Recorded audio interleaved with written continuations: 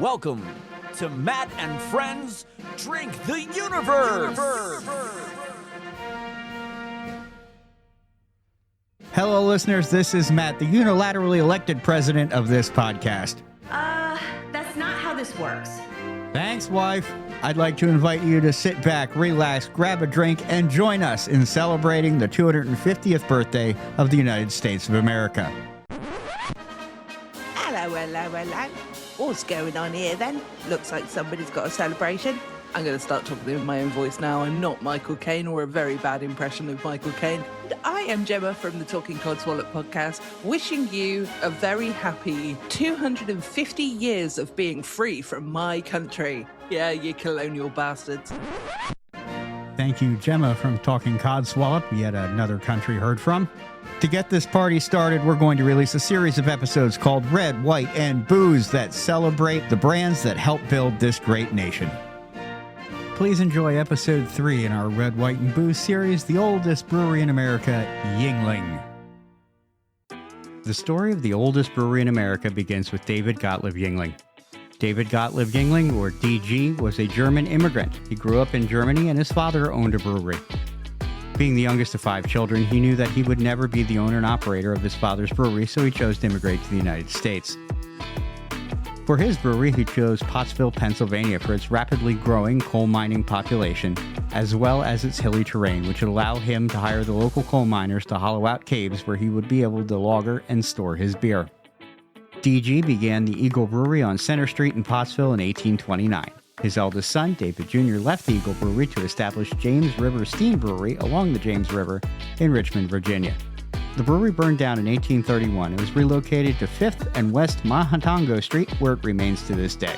The Eagle Brewery changed its name to DG Yuengling and Son in 1873 after Frederick Yuengling joined his father David in running the company. During Prohibition, times were tough for Yuengling, as they were for most breweries. They survived by producing near beer, a 0.5% alcoholic beer-like beverage. I can't imagine how many of those it would have taken to get a buzz. They also operated a dairy, which made ice cream and other dairy products. When Prohibition ended in 1933, Yuengling celebrated by sending a truckload of their winter beer to President Franklin Delano Roosevelt. I'm sure he appreciated that. In 1985, Richard L., better known as Dick Yuengling Jr., the 5th generation of the Yuengling family, took over the company. Under his leadership, the company rapidly expanded distribution beyond Pennsylvania to several other states, becoming a widely recognized brand in the eastern U.S. In 1987, perhaps their best decision ever, they reintroduced their amber lager, which had not been made in the decades since Prohibition.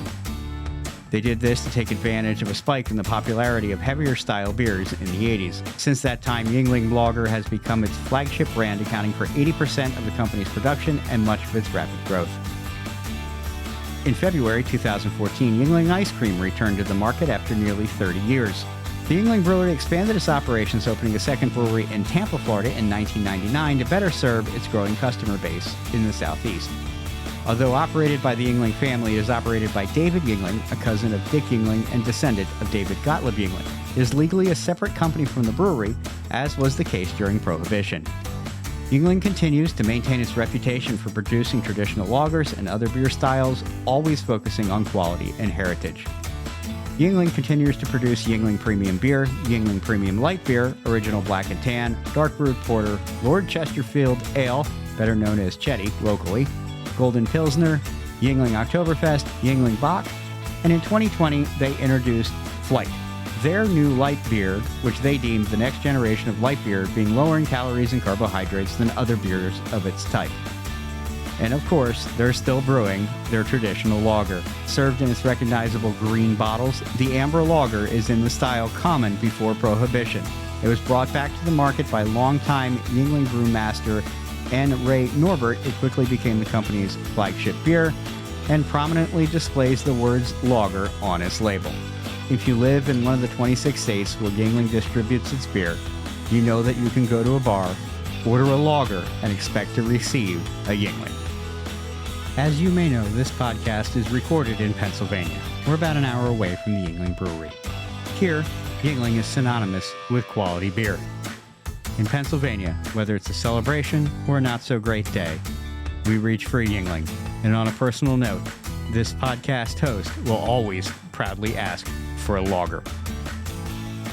This podcast is a production of Unfiltered Studios. If you would like to know more about joining Unfiltered Studios, please visit our website at unfpod.com for more information. Would you like to take a boozy trip across the country, the planet, or the universe? Call our sponsor, the Poppins Travel Company, at 407-494-4070. That's 407-494-4070. Would you like to suggest something for us to drink? Give us some feedback or have your brand featured on Matt and Friends Drink the Universe? We would love to hear from all of our listeners. Please check our episode descriptions down below for links to send us a text, support the podcast, and visit our merch store. To keep up with our latest news or share your stellar sips with us, please like and follow Matt and Friends DTU on Facebook, Instagram, X, TikTok, Threads, Blue Sky, and Reddit. For more information about the podcast and links to all of our episodes, please visit www.mattandfriendsdtu.com. That's mattandfriendsdtu.com. Cheers, friends.